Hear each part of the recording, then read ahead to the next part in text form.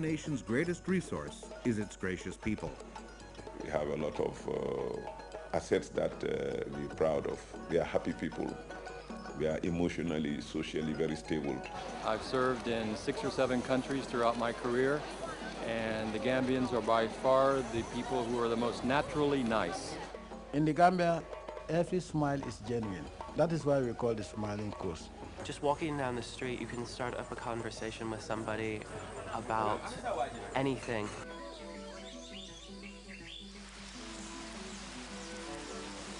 This small, tiny little country it transcends boundaries. The beauty of humanity and our greatness lies in our ability to live together peacefully. Here, diversity has been celebrated, and we celebrate culture by interacting with each other and by respecting each other. You come to the Gambia in the month of Ramadan, you think that the whole country is Muslim. If you come to the Gambia by Christmas, you think that the whole country is Christian. We thank you for the peace we have in our nation that made it possible for us to gather and for us to move in progress and development.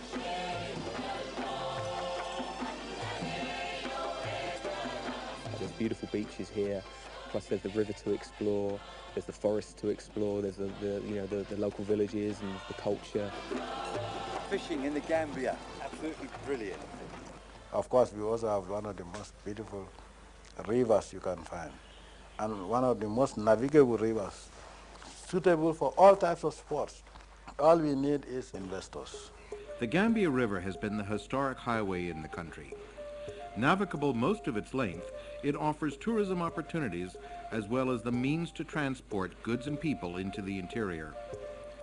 At its mouth is the long-established deep-water port of Banjul, with its modern and efficient cargo handling capabilities, bustling with shipments to and from Europe and the Americas. The administration of the port is much easier to deal with than some other countries where you might have freight waiting for paperwork to clear for months, where in Gambia it generally takes days. Another unique advantage of the Gambia, the language. The Gambian fabric, which we know that we make it ourselves. Welcome to the paradise of the Gambia.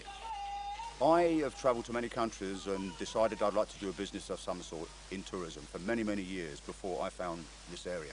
Being English speaking, being the laws that are similar to England, makes me feel totally comfortable in that way. Dealing with shopkeepers, taxi drivers, whatever, they all speak English. It just makes business much easier to do.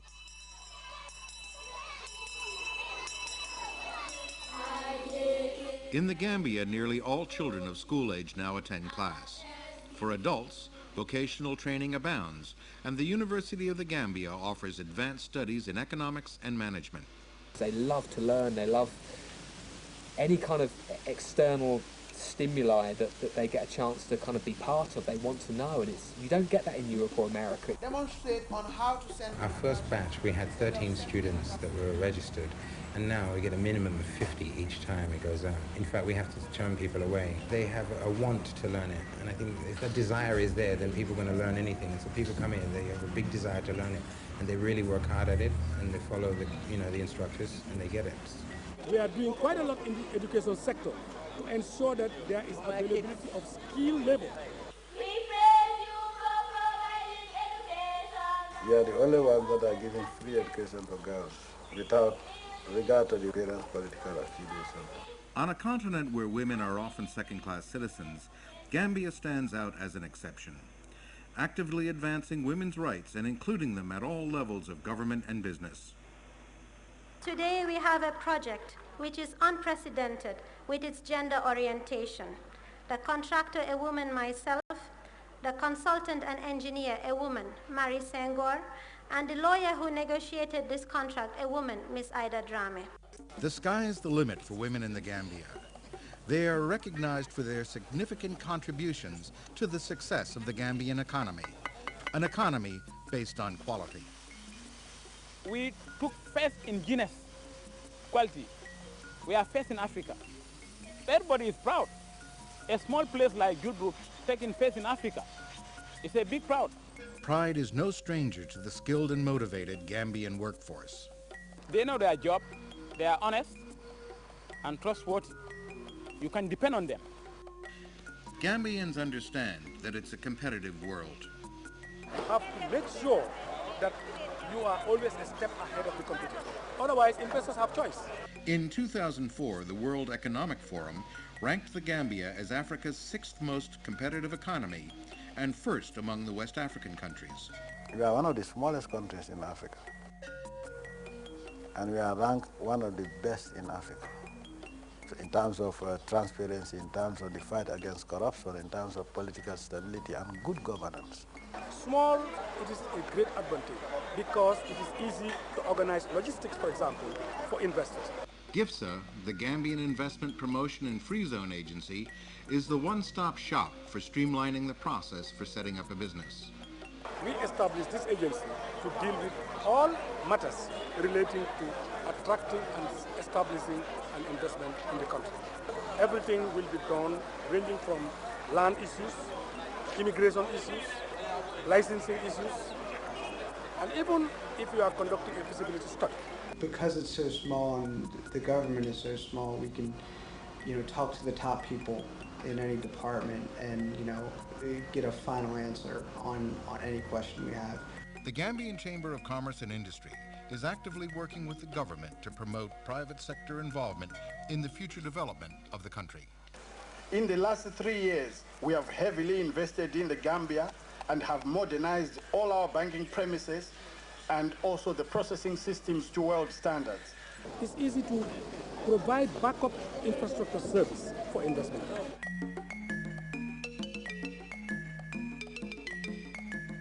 Communications technology and highways are bringing even remote corners of the Gambia within reach of the world. The infrastructure all around here is growing. It's grown in the Gambia, it's grown in Senegal. They're building roads all the way through Senegal. This particular road is going to go all the way up to Gibraltar. 03, clear to land runway. Daily flights touch down on new runways at the Banjul International Airport. Banjul is one of the most modern and well-equipped airports in Africa. Within the sub-region, we have the longest runway. So that's why NASA is using it as their landing site. There are certain countries, you have to drive 1,000 kilometers from the hinterland to access certain facilities. That is not the case with Gambia. Modernization is everywhere. Cell phones and cyber cafes are just a few of the signs of a country wired for business. The growth in IT in this country puts us in touch with the world and opens up all those horizons for us. From any computer terminal, whether in your house or whether in a cyber cafe, you can get information, whether it's for education, personal, whatever. From vocational skills to healthcare, education, and farming, NGO involvement in developing the country is invaluable. The government has created the enabling environment as well to encourage organizations from the outside to come and participate in national development. We have reached a point where communities quite clearly know what their needs are. Okay, so the shift is about the communities taking a central role in articulating their own needs and taking center stage in addressing those needs. You can have resources, you can have natural resources in abundance, but if you don't have a committed leadership and a dedicated people, you cannot get anywhere. This, I think, is our greatest strength.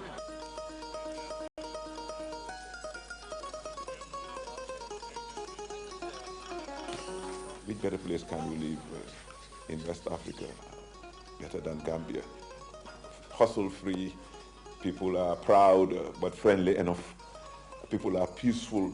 In fact, shall I say, the most peaceful country within West Africa. This is one country also where you find tourists walking in the streets up to 4 a.m., 6 a.m.